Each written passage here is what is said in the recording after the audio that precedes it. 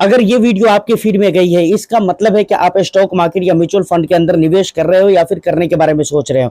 तो of course आपकी जो भी सिचुएशन है, चाहे आप निवेशक हो या निवेश करने के बारे में सोच रहे हैं, आप मार्केट के बारे में तो जान ही रहे होंगे कि हाल फिलहाल में इंडिया के मार्केट के अंदर क्या तांडव चल रहे हैं और कितनी ज्यादा उतार चढ़ाव वाला मामला बना हुआ है। मार्केट के अंदर टेंशन हाई, मतलब हाई वोल्टेज का ड्रामा हो रहा है, समझ रहे हैं ना। मार्केट के अंदर काफी ज्यादा गिरावटें हो रही है। इसके पीछे का रीजन क्या है? प्लस मैं आपसे ये भी प्रॉमिस करता हूं कि भाई अगर इस वीडियो को आपने देख लिया तो यकीन माने कि 75% तक वीडियो देखते देखते आपको समझ में आ जाएगा कि आपको इस समय पे करना क्या है और क्या नहीं करना है, और क्या सोचकर आपको मार्केट के अंदर रहना है या फिर क्या करना है। तमाम तर मुद्दों पर हम डिटेल्स में बात करेंगे। तो वीडियो ऑफ कोर्स बहुत ज्यादा इंटरेस्टिंग होगी।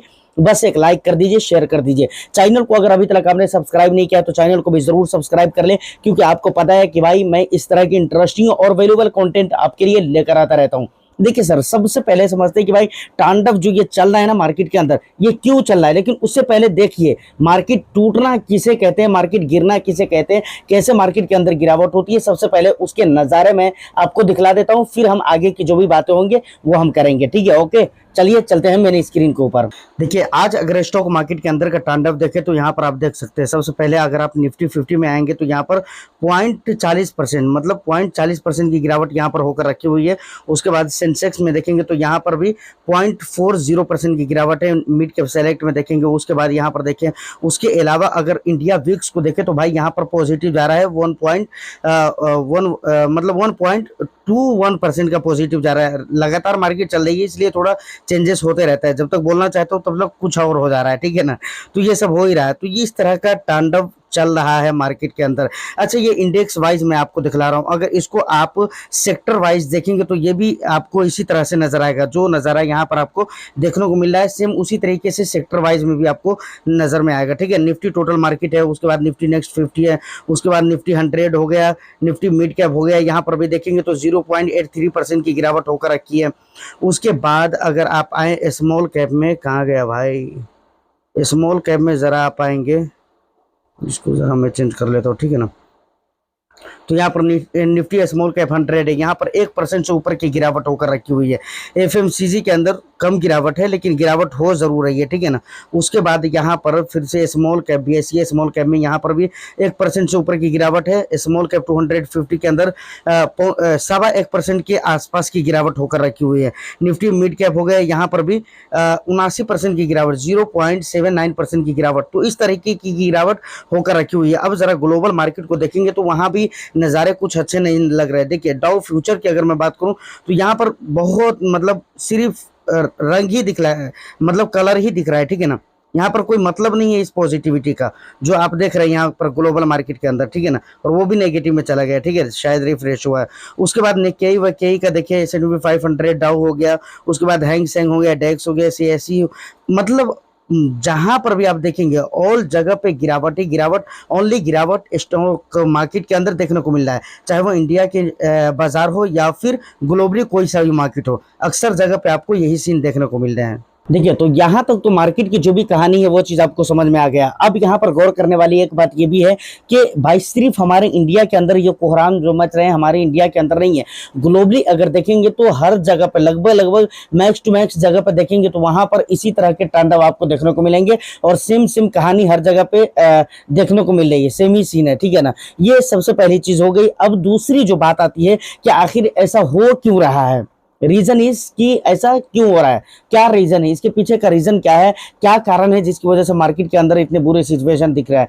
देखिए सबसे पहले पहली बात यह है कि कहानी में कुछ नया ट्विस्ट नहीं है और कहानी कुछ नई भी नहीं है, सारी बात वही है।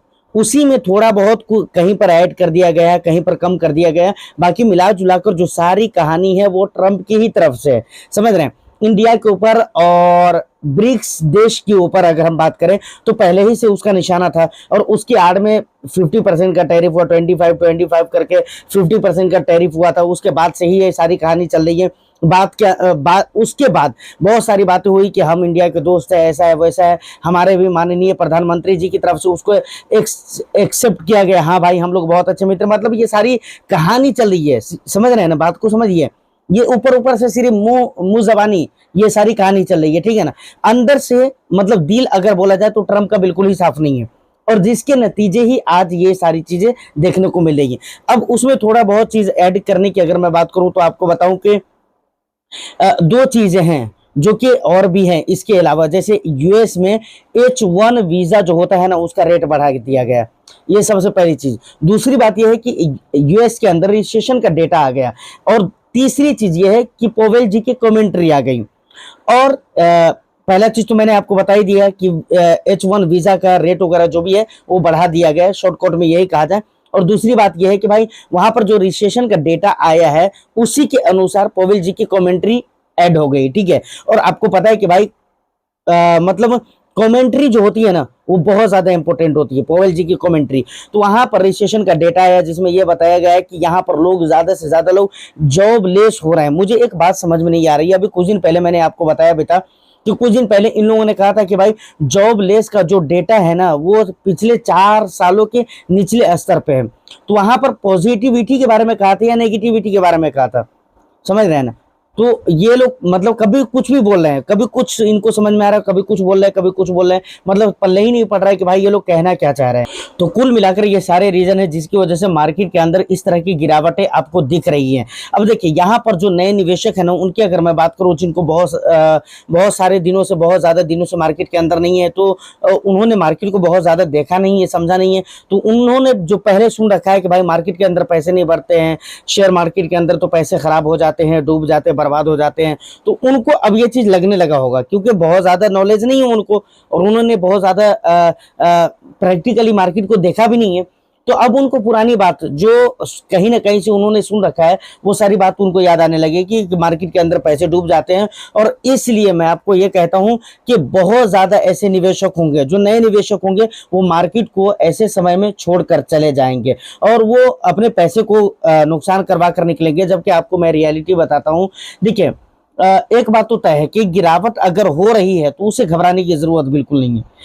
अब यहाँ पर आप कुछ भी कहेंगे, ठीक है ना, लेकिन मैं यही कहूंगा और मेरे ओपिनियन से में तो यही है कि भाई अगर आप लॉन्ग ड्यूरेशन के लिए तो आपको घबराने की जरूरत नहीं है, ठीक है। ऐसे मौके पर बहुत सारे लोग हैं जो लमसम करते हैं और लमसम आपको करना चाहिए। और मैं बराबर कहता हूं कि भाई जब मार्केट के अंदर लगभग 1% की गिरावट होती है तो वहां पर आप लमसम करिए, थोड़ा बहुत काहे करिए लेकिन करिए जरूर। तो ऐसे मौके पर बहुत सारे लोग लमसम करते हैं। लेकिन मैं एक बात और भी आज कहता हूं जो कि बिल्कुल नई बात है। देखिए अगर आपको डर लगता है, अगर आपको ऐसा लगता है कि भाई मार्केट के अंदर पैसे खराब हो जाते हैं, तो आप एक काम कर सकते हैं कि आपके जो पहले ऑलरेडी जो पैसे आपने निवेश कर दिया है उसे आप रहने दीजिए, चाहे वो एसआईपी के माध्यम से हो या फिर लमसम के जरिए हो। जैसे भी आपने जो पैसे निवेश कर दिया उसको मार्केट के अंदर रहने दीजिए, और जो पैसे आप निवेश करना चाह रहे हैं और आपको डर लग रहा है तो कोई दिक्कत नहीं है, आपको न्यू खरीदारी मत करिए, न्यू इन्वेस्टमेंट मत करिए। जो पैसे आपके पास पड़े हैं उसको आप रखे रहिए बचाकर। जब आपको लगेगा कि situation is right for me उस दिन आप निवेश कर लीजिएगा, लेकिन अभी आप नई खरीदारी मत कीजिए। लेकिन ये मैं बिल्कुल नहीं कहूंगा कि इस समय पे आपको डर कर भाग जाना चाहिए या फिर अपने म्यूचुअल फंड को या फिर अपने स्टॉक्स को सेल कर देना चाहिए, ऐसा कुछ भी नहीं कहूंगा। रीजन इज डेट कि भाई ये चीजें होती रहती है मार्केट के अंदर और उसके पीछे के बहुत सारे रीजन भी है जो मैं आपको बता चुका हूं। अब देखिए आखिर में एक बात कहना चाहूंगा कि ये गिरावट जो मैंने आपको दिखलाया है ये फिलहाल की गिरावट है। जब मैं ये वीडियो शूट कर रहा हूँ उस टाइम की गिरावट है, मतलब 10:30 पौने 11 बजे की गिरावट है, ठीक है। लेकिन ये गिरावट अगर 1 बजे रहती है तो जाकर जो लोग लमसम करने वाले हैं उनको मैं कहूंगा कि भाई आप लमसम कर सकते हो। अगर इसी तरह की गिरावट और इसी से मिलती जुलती गिरावट पौने 1 बजे तक की रहती है तो उस टाइम तक आप लमसम कर सकते हैं। प्लस दूसरी बात यह है कि देखिए गिरावट अगर ज्यादा हो रही है तो बिल्कुल बहुत ज्यादा खुश होने की जरूरत नहीं है लमसम करने वालों को। अगर आपको ऐसा लग रहा है कि भाई इतना ज्यादा परसेंटेज में गिर रहा है मार्केट, अब हम पूरा पैसा डाल ही देते हैं, क्या होने वाला है, तो ऐसा नहीं करना है। क्योंकि वैल्यूएशन अभी भी है स्मॉल कैप, मिड कैप और फ्लेक्सी कैप के अंदर। मतलब मेरे कहने का ये है कि भाई अगर कोई बहुत हाई पर है, एक नया हाई बना कर रखा है या नया हाई भी नहीं है, मतलब एक वैल्यूएशन है मार्केट के अंदर, वहां से अगर 1-8% गिर ही जाता है तो बहुत ज्यादा का फर्क नहीं पड़ता है। जब वैल्यूएशन न हो मार्केट के अंदर और तब जाकर 1-2% गिरता है तो उस गिरावट की कीमत होती है। बात को समझिए, निवेशक के लिए, इन्वेस्टमेंट करने वालों के लिए जो गिरावट का इंतजार करते हैं ऐसे निवेशक के लिए। लेकिन अगर वैल्यूएशन ऑलरेडी है और यहाँ पर 1-2% गिर ही जाता है तो बहुत ज्यादा खुश होने की जरूरत नहीं है। बाकी जो लोग बने हुए हैं उनको बने रहने की जरूरत है, बिल्कुल ही बेचना नहीं है, पैनिक बिल्कुल ही नहीं करना है और किसी तरह की कोई घबराहट नहीं है, आप बने रहिए। और आने वाला, और एक बात और भी, आज फ्राइडे है ना, तो फ्राइडे के दिन अक्सर आपको ये कहानी देखने को मिल ही जाएगी, ठीक है ना। अक्सर व बेशतर ये लगातार पिछले कई महीनों से चल रहा है और देखते हैं आगे कई महीनों तक चलता है ये। तो उम्मीद है कि यहाँ तक वीडियो में आप पहुंच चुके हैं तो बहुत सारी बातों का क्लैरिटी आपको मिल चुकी होगी। फिर भी अगर कुछ डाउट रहता है, कुछ कंफ्यूजन है, कुछ कहना है तो आपके लिए कमेंट सेक्शन बिल्कुल ओपन है, वहां पर आप अपने वैल्यूएबल फीडबैक को रख सकते हैं।